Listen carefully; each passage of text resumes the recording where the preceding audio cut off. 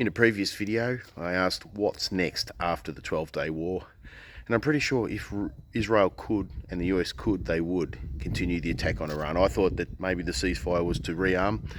You know, the Western military-industrial complex is very demanding, very expensive, deliberately so, because a lot of people developed weapons for profit, not for efficacy.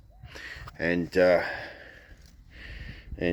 know, the F-35 requires 10 hours of maintenance for every hour of flight, things like that. And I thought, well, then Israel will strike with an unprovoked attack, if not USA, to commence the war again. But it looks like a case of the clapped cheeks heard around the world, because there's nothing but silence. I think they've realised that they weren't as strong as they thought they were, filled with hubris and delusions. This is narcissism taking a big hit to the ego.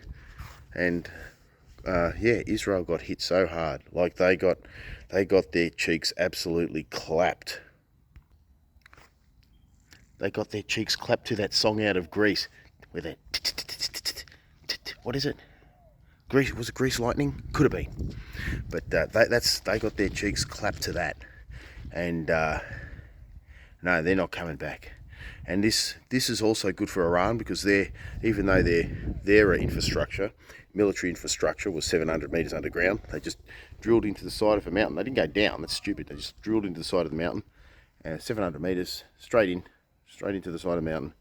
And so you got no gradient to drive up and down in, just straight in the side. Beautiful. And that's where they keep all that. And so they got, you know, the US went in there and blew up some dirt, basically, with their bunker busters. 700 meters, forget it. Bunker busters do 60 meters, and they tried to drop one in on top of the other. And that was, what are they going to get, 100 meters best? That's ridiculous. So, and speaking of which, how they dropped one on top of the other, absolutely futile, stupid plan.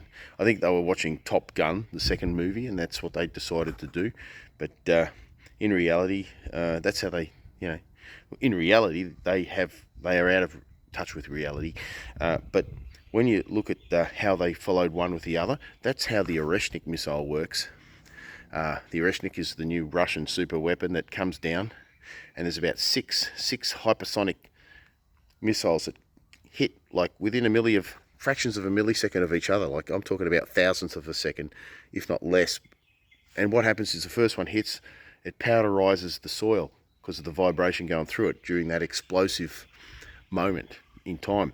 And then the second one goes straight through it like a flower. This is my theory, by the way, and I think it will prove to be true, because, you know, I'm pretty much right most of the time.